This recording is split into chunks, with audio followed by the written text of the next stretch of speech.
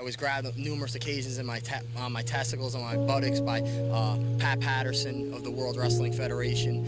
What I would like to discuss has been, for the most part, swept under the rug for 30 years. In 1992, Tom Cole made allegations of grooming, sexual advances, and sexual abuse against 3 men: Terry Garvin, Mel Phillips, and Pat Patterson. Almost immediately, all 3 men would resign from the WWF. However, Pat Patterson would find himself working for Vince McMahon again just a few short months later, thanks to a clause in the settlement between Tom Cole and the World Wrestling Federation. This settlement would see Cole also return to the company.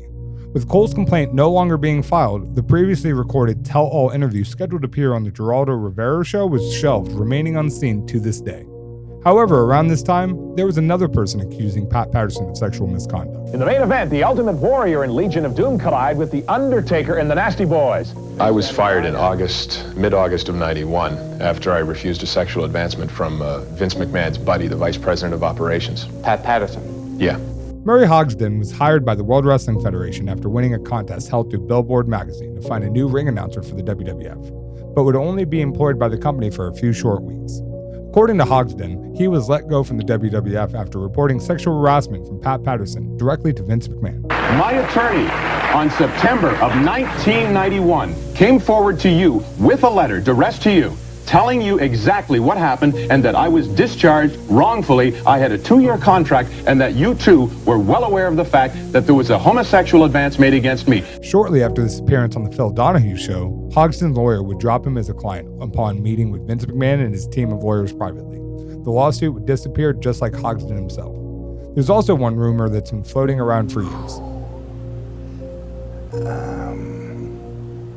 Pat Patterson doesn't like me. Pat doesn't like you? No, not at all. Okay. You need to be a man about these. I'm talking about myself. You need to be a man about these things. And, since I was 15, I've been in this business. And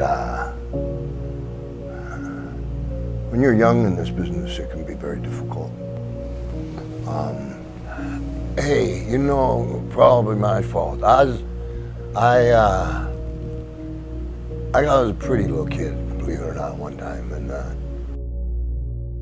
The deeper we go into the Ringboy scandal, it seems Pat has been afforded a certain level of protection from his potential victims. That can't be said for Phillips and Garvin.